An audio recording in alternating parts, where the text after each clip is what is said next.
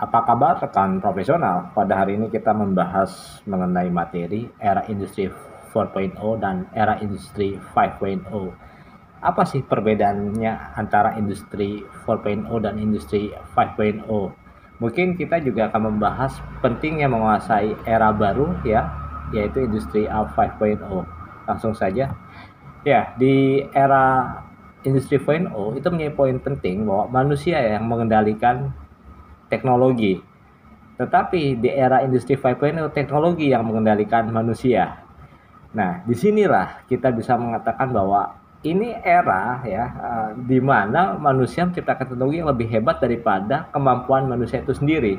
Jadi ini tantangan yang serius nih. Kenapa saya kata-kata dengan serius? Karena kalau kita tidak siap dengan era ini, maka akan sangat sulit bagi manusia untuk bersaing dengan produk-produk teknologi ciptaannya seperti artificial intelligence dan juga robot humanoid yang telah dilengkapi robot teknologi robot ya yang sudah dilengkapi dengan teknologi artificial intelligence. Ini sangat sulit bagi kita untuk mampu bersaing. Jadi ini yang harus kita pahami dulu ya. Jadi ini kita hidup ya di era di mana seberapa kuat kita mempunyai kemampuan bertahan yang ketika teknologi berkembang justru akan mengerikan kita semua. Walaupun kita mengatakan bahwa industri 5.0 adalah di mana manusia mempunyai peranan penting. Ya, peranan penting dalam mengendalikan teknologi.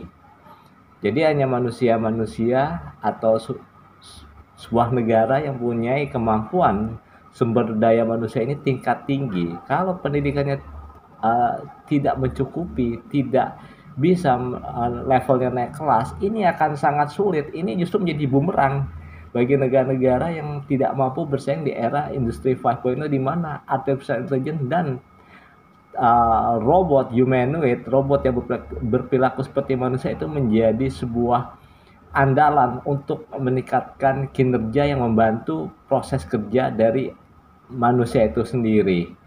Jadi ini harus dipahami. Ini saya ingin menjelaskan secara singkat ya.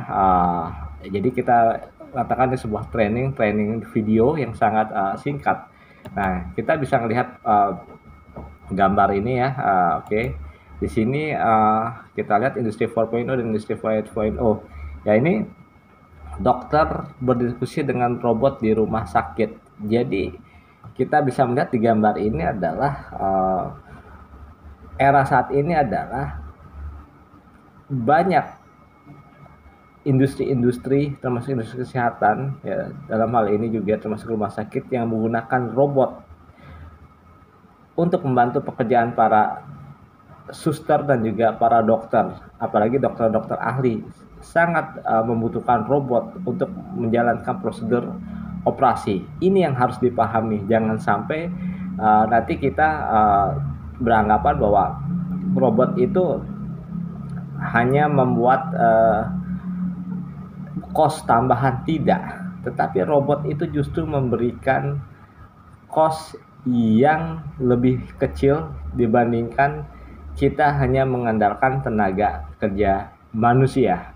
Nah, jadi gambar ini menggambarkan bahwa era ini adalah era di mana manusia berkolaborasi dengan teknologi robotik dan juga artificial intelligence.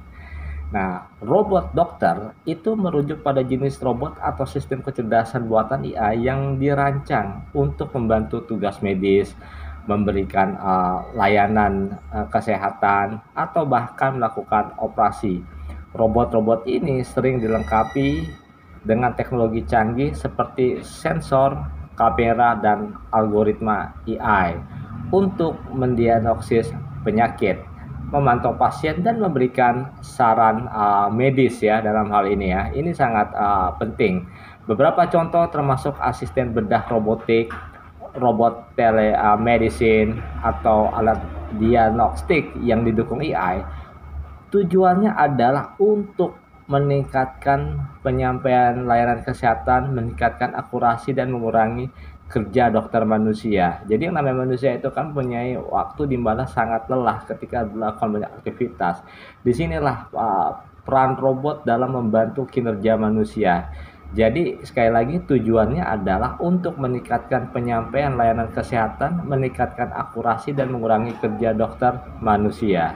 Perkembangan teknologi robotik dalam kedokteran menjadi salah satu kemajuan yang paling menarik dan transformatif dalam dunia kesehatan dalam beberapa dekade terakhir. Teknologi robotik dalam kedokteran merujuk pada penggunaan sistem robotik dalam kedokteran, merujuk pada penggunaan sistem robot untuk membantu prosedur medis, operasi diagnostik, dan perawatan pasien. Teknologi robotik dalam kedokteran merujuk pada pembangunan sistem robot untuk membantu prosedur ya diagnostik, dan ini yang telah dibahas, dan juga perawatan pasien. Jadi yang telah saya katakan tadi. Jadi teknologi ini telah berkembang dari alat-alat sederhana menjadi mesin yang sangat canggih yang dapat melakukan tugas-tugas yang kompleks dengan presisi dan efisiensi. Yang jelas di era industri 5.0 ini akan lebih dari 1 miliar robot akan diciptakan. Robot humanoid saat ini sama seperti fungsi dari smartphone telah menjadi kebutuhan manusia dalam bekerja di dalam ruangan dan di luar ruangan. Kemampuan robotik akan terus ditingkatkan. Robot dalam jumlah besar yang diproduksi akan diterapkan di berbagai sektor dengan tujuan supaya semua pekerjaan akan dikerjakan lebih efisien dan mudah. Jadi intinya ada sekitar 1 miliar robot ini akan diciptakan. Jadi fungsi robotik sekali lagi ini hampir sama dengan fungsi smartphone yang telah menjadi kebutuhan manusia untuk bekerja di dalam ruangan dan di dalam ruangan. Tujuannya tentu untuk membantu produktivitas manusia. Banyak sekali kelebihan-kelebihan yang dimiliki robot dalam membantu pekerjaan manusia. Robot menjadi prioritas utama untuk jadikan tenaga kerja karena dapat diprogram. Tentu ini merupakan hal yang sangat luar biasa ya. Perusahaan-perusahaan teknologi selain mengembangkan teknologi AI, mereka juga akan mengembangkan teknologi robot dengan banyak inovasi-inovasi baru yang belum pernah dibayangkan sebelumnya. Jadi kita bisa melihat bahwa perusahaan teknologi seperti Google, Nvidia, Intel, Tesla, Samsung, Toyota, Honda itu juga akan mengembangkan teknologi robot untuk mengembangkan bisnis mereka, karena kebutuhan robot menjadikan teknologi baru ini menjadi tren market saat ini karena kebutuhan yang begitu tinggi. Robot harus diciptakan dalam jumlah besar, walaupun tentu ini menghasilkan pro dan kontra. Jadi ini robot akan terus disempurnakan teknologinya. Harga robot tentu akan semakin murah karena akan diproduksi secara massal. Jadi setiap orang nanti bisa mempunyai robot ya, karena akan semakin murah. Apalagi nanti robot buatan Cina atau made in China, tentu harganya akan semakin murah, akan semakin terjangkau, dan banyak orang yang bisa membeli produk robot tersebut. Nah, kalau kita lihat saat ini China dan Amerika, atau China versus Amerika, sedang dalam persaingan ketat dalam mengembangkan teknologi robot. Kedua negara ini akan terus berkompetisi satu sama lainnya.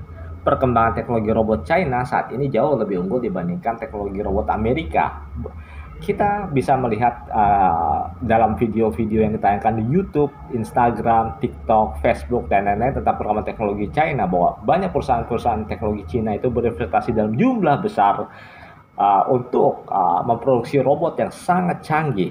Bahkan robot dalam 50 tahun ke depan akan menjadi bisnis yang menggiurkan karena permintaannya akan terus meningkat. Ingat, tahun 2050 itu akan ada lebih dari 1 miliar robot yang akan diciptakan. Ini poin yang sangat penting.